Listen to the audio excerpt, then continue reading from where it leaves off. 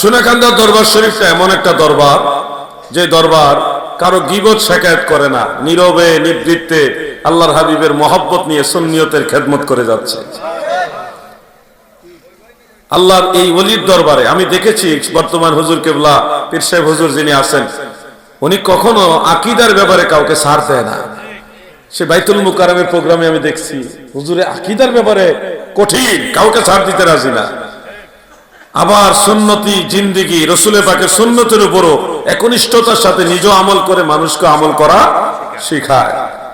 প্রিয় ভাইরা, এই এলাকায় সোনাকান্দা দরবার শরীফের সানি হুজুর কেবলা আসছিলেন, আপনাদের অনেকে জানা আছে। ওনারা এমন ব্যক্তি যে জবান দিয়ে যখন যেটা বলে আল্লাহ সাথে সাথে সেটা কবুল করে নেয়। আমি এখানে এসেও আমার যার দাওয়াতে এখানে এসেছি আমার নিয়ামত ভাই, নিয়ামতুল্লাহ ভাই, ওনার কাছে শুনলাম যে আপনাদেরই এলাকা থেকে জনৈক একজন ব্যক্তি, নামটা বললাম না, বললে চিনে ফেলবেন, উনি ফোন করছে। ওই আগে এত ভিআইপি স্ক্রিন টাচের মোবাইল ছিল না, এই বাটন মোবাইল ছিল, আমার কাছে একটা আছে। মোবাইল দিয়ে হুজুরের সাথে কথা বলতেছেন। তো উনি যে এখানে সিগারেট খাইতেছে এটা তো দেখা যায় না, এক হাতে মোবাইল আর এক হাতে সিগারেট। ফোনটা সালাম কালাম দেওয়ার পরেই পীর সাহেব হুজুর বলতেছে, বাবা সিগারেটটা ফেলে দিয়ে তারপরে কথা বলে। এই লোকে থ খেয়ে গেছে যে আমি যে হাতে সিগারেট নিয়ে হুজুরের সাথে কথা বলতেছি এটা তো হুজুরে জানার কথা না। বলেন হুজুরকে জানাইছে কে? আল্লাহ। এটা হলো ইলহাম। আল্লাহর ওলিদের সিনার ভিতরে বিশেষ একটা জ্ঞান ইলম ঢেলে দেওয়া হয়, যেটা আমরা জানি না আল্লাহ তাআলা সেটা জানায়া দেয়। সুবহানাল্লাহ বলেন। সেই হুজুর কেবলা এই এলাকায় এসেছেন, সানি হুজুর কেবলা, তিনার আওলাদ হলো বর্তমান পীর সাহেব হুজুর। তো এই ধরনের আল্লাহর ওলিদের সোহবতে যদি থাকতে পারেন তাহলে আপনাদের দুনিয়া এবং আখিরাত দুইটাই ভালো হবে। ওলি আল্লাহদের সোহবত পাওয়াটা একটা নসিবের ব্যাপার। চাইলে আপনি কামেল মুকাম্মেল পীরের সোহবত পাবেন না। আমাদের দেশে বহু ভণ্ড পীর আছে যারা গাঁজা খায়, নারী পুরুষের কোনো ধরনের ভেদ বিচার নাই, নামাজ কালাম ঠিক মতো পড়ে না, জিকিরের নামে ভণ্ডামি করে হেক্কুর হুক্কুর।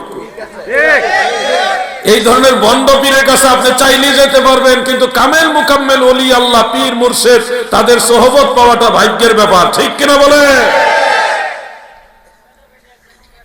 হ্যাঁ মুরব্বী ঠিক কথা বলছেন। আমি কিন্তু কানে শুনি বেশি, অনেক দূরের কথা শুনি, অনেক দূরে দেখি। আলহামদুলিল্লাহ, আল্লাহ পাকের দয়ায় মদিনাওয়ালা রাসূল আপনারা ভাগ্যবান যে এমন একজন মহান ওলিউল্লাহর দরবারে আপনারা গিয়েছেন। বাংলাদেশে আরো অসংখ্য আল্লাহর ওলি আছে, যে কোনো হক ওলি আল্লাহর সোহবতে থাকবেন। এতে করে কি লাভ হবে? হাসরের ময়দানে এইগুলি দিয়ে আপনারা উপকৃত হবেন। অনেক মানুষ গুনার মামলায় জড়ায় যাবে, আটকায় যাবে। হাসরের ময়দানে দেখা গেছে সে গুনাহগার হিসেবে আসামি হয়ে গেছে আল্লাহর আদালতে। এমন ভয় আছে না আমাদের? এই গুনাহগার মানুষগুলি কি হবে? আল্লাহ তাআলা ওই বিশেষ কিছু বান্দা আছে যাদেরকে আলেম বলা হয়। এই আলেম মানে কামেল পাস, দাওরায়ে হাদিস ক্লাস পাস হইলেই আলেম, ওই আলেম না। এই আলেম হলো ইন্নামা ইয়াখশাল্লাহ মিন ইবাদিহিল উলামা। যারা আল্লাহকে ভয় করে তারা হলো সেই আলেম, যে আলেমের কথা সূরা ইউনূসের মধ্যে আমার আল্লাহ বলেন, আলা ইন্না আউলিয়া আল্লাহি লা খাউফুন আলাইহিম ওয়ালা হুম ইয়াহজানুন আল্লাযীনা আমানু ওয়া কানু ইয়াত্তাকুন। আমার আল্লাহ বলেন, সাবধান, নিশ্চয় আল্লাহর ওলি যারা গো, তাদের কোনো ভয় নাই, চিন্তাও নাই। যারা ঈমান এনেছে এবং আল্লাহকে ভয় করে, আল্লাহকে যারা ভয় করে, আমার আল্লাহ তাদেরকে আউলিয়া বলেছেন। কি বলেছেন? বলেন না কি বলেছেন? আউলিয়া বলেছেন। অতএব যারা আউলিয়া তারাই মূলত হক্কানি আলেম, যারা হক্কানি আলেম তারাই মূলত আউলিয়া। এই ধরনের আলেম যারা, আউলিয়া যারা, তাদেরকে হাসরের ময়দানে আমার আল্লাহ বলবে ইসফা ফি তালামিজিকা, তুমি তোমার শিষ্যদেরকে সুপারিশ করো, তোমার অনুসারীদেরকে সুপারিশ করো। জামিউ তিরমিজির মধ্যে উল্লেখ, হযরত আবু সাঈদ খুদরি রাদিয়াল্লাহু আনহু থেকে বর্ণিত, ক্বালা রাসূলুল্লাহ সাল্লাল্লাহু আলাইহি ওয়াসাল্লাম, ইন্না মিন উম্মতি মান ইয়াশফাউ লিল ফিআমি ওয়া মিনহুম মান ইয়াশফাউ লিল কাবিলাতি ওয়া মিনহুম মান ইয়াশফাউ লিল আসাবা ওয়া মিনহুম মান ইয়াশফাউ লির রাজুলি হাত্তা ইয়াদখুলাল জান্নাহ, রাওয়াহু তিরমিজি। সুবহানাল্লাহ। দয়াল নবীজি বলেন, আমার উম্মতের মাঝে এমন এমন উম্মত আছে, শুনো, যে একজন উম্মত বিশাল বড় গুনাহগার এক দল উম্মতকে সুপারিশ করে জান্নাতে নিয়ে যেতে পারবে। একটা বিশাল জনসমষ্টিকে সুপারিশ করে জান্নাতে নেবে একজনে। এই একজন কারা? আপনারা, আমরা আল্লাহর ওলিরা। যারা আল্লাহর ওলি তারা হইল সেই একজন, সেই একজনদের অন্তর্ভুক্ত যারা, তারা হলো বাবা শাহজালাল ইয়ামানি, শাহপরান ইয়ামানি, এই ধরনের বড় বড় আল্লাহর ওলি যারা, তারা আল্লামা আব্দুর রহমান হানাফি রাহমাতুল্লাহ আলাইহি, তিনি হলো ওই একজনদের অন্তর্ভুক্ত। ঠিক কিনা বলেন? এই লোকদেরকে যখন বলবে সুপারিশ করো, জান্নাতে নিয়ে যাও, আল্লাহ দয়া করে অনুমতি দিবেন। দেওয়ার পরে আল্লাহর ওলিরা যাদেরকে ভালোবাসতেন বা যারা আল্লাহর ওলিকে ভালোবাসতেন তাদেরকে খুঁজে খুঁজে বাইর করবে হাসরের ময়দানে। হ্যাঁ, যারা ভালোবাসছে, আপন পর না, ভালোবাসা শর্ত। শর্তটা কি? ভালোবাসা। আল মারউ মাআ মান আহাব্বা, ভালোবাসা, মহব্বত হলো শর্ত। যে যাকে ভালোবাসবে সে তার সাথেই থাকবে। আল্লাহর ওলিকে যারা ভালোবাসতেন তাদেরকে খুঁজে খুঁজে আল্লাহর ওলিরা বের করবে, বের করে তাদেরকে নিয়ে আল্লাহর কাছে বলবে, আল্লাহ এই মানুষগুলি আমারে ভালোবাসছে, আমিও তাদেরকে ভালোবাসছি, তারা আমার সাথে নামাজ পড়ছে, আমিও তাদের সাথে নামাজ পড়ছি, তারা আমার সাথে রোজা রাখছে, আমিও তাদের সাথে রোজা রাখছি, তারা আমার সাথে জিকির করছে, আমিও তাদের সাথে জিকির করছি। বিভিন্ন ওসিলা দিয়ে আল্লাহর কাছে সুপারিশ করবে। এই সুপারিশের সাথে সাথে আল্লাহ তাআলা বলবে, তুমি তাদেরকে সাথে নিয়ে জান্নাতে প্রবেশ করো। সুবহানাল্লাহ বলেন, সুবহানাল্লাহ বলেন।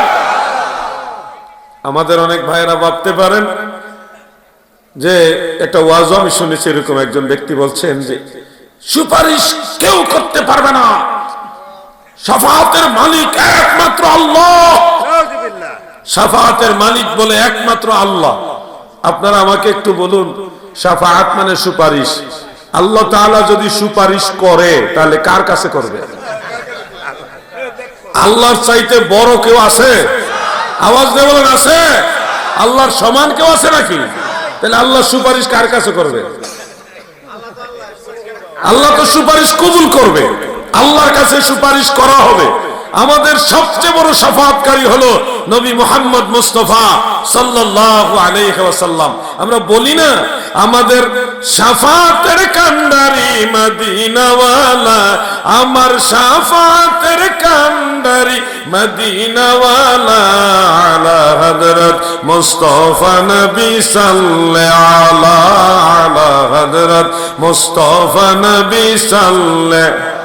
কেহ বলে নবী গোলাপের ফুল, কেহ বলে নবী নূরের পুতুল, নয় সে গোলাপ নয় সে পুতুল, নয় সে গোলাপ নয় সে পুতুল, নূর আল্লাহর, আলা হযরত মুস্তাফা নবী সাল্লাল্লাহু আলা হযরত মুস্তাফা নবী।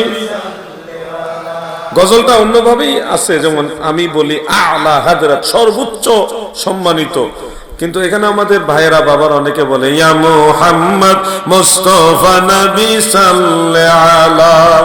আমি ইয়া মুহাম্মদ শব্দটা সরাসরি বলি না, কারণ হলো আপনারা বললে গুনাহ হবে তা না, আমি একটু মহব্বত প্রকাশার্থে নবীজির নাম সরাসরি মেনশন করে সম্বোধন করি না, কারণ লা তাজআলু দুআ আর রাসূলি বাইনাকুম কা দুআই বাদিকুম বাদা। তোমরা একে অপরকে যেভাবে ডাকো, সম্বোধন করো, এইভাবে আমার রাসূলকে ডেকো না, সম্বোধন করো না। তাফসীরের মধ্যে লিখেছে লা তাদউ বিইসমি ফাতাকুলা ইয়া মুহাম্মাদু ওয়ালা বিকুনিয়াতি ফাতাকুলা ইয়া আবাল কাসিম।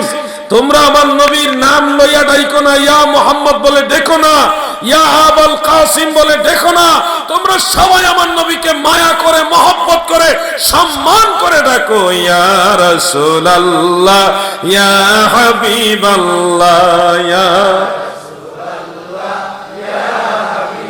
মাশাআল্লাহ ইয়া রাসূলুল্লাহ। এগুলি আগের মুরব্বীরা বেশি বেশি বলতেন, মাঝে মধ্যে কিছু কাসিদাও বলতেন। আমার মৌতের নিদান কালে থাকিও নবী গো আমার শিয়রে, দেখিব আপনাকে নয়ন ভরে, দেখিব ইয়া রাসূলুল্লাহ ইয়া হাবিবাল্লাহ ইয়া রাসূলুল্লাহ। এই জন্য আমি গজলটা ইয়া মুহাম্মদ সরাসরি বলি না, বললে গুনাহ হবে না, কিন্তু আপনারা ইয়া মুহাম্মদও বলবেন, তবে বেশিরভাগ সময় চেষ্টা করবেন যে অন্য লকবগুলি যেগুলি সম্বোধন করে নবীজিকে ডাকা যায় ওগুলি দিয়ে ডাকা। সরাসরি নাম লয়ে ডাকাটা এটা কেমন দেখা যায় না? ডাকার নিষেধ না, হারাম না, কিন্তু আপনি চাইলে ডাকতে পারলেও নবীর সম্মান করে ইয়া রাসূলুল্লাহ ইয়া হাবিবাল্লাহ এইভাবে ডাকাটাই আমাদের জন্য বেটার, উত্তম। আল্লাহ আমাদের বুঝার তৌফিক দেন, বলেন আমিন। সবাই বলেন আমিন। অতএব অনেক বিষয় আমাদের বুঝা দরকার, না বুঝে হয়তো আমরা আল্লাহকে বেশি সম্মান করতে গিয়ে আল্লাহ রসুলের সাথে বেয়াদবি করতেছি, এরকম যেন না হয়। যে শাফাআতের একমাত্র মালিক আল্লাহ, তখন আপনি উদ্দেশ্য যদিও আল্লাহকে সম্মান করা, কিন্তু আল্লাহর নবীকে তো আপনি ছোট করতেছেন, আবার পরোক্ষভাবে আল্লাহর শানের সাথে বেয়াদবি করতেছেন। এজন্য অতি আবেগে বউরে মা ডাকা যাইব না, কথা বুঝছেন নি? আবেগের ঠেলায় নিজের বউরে যদি মা ডাকেন তাহলে কিন্তু মজাইব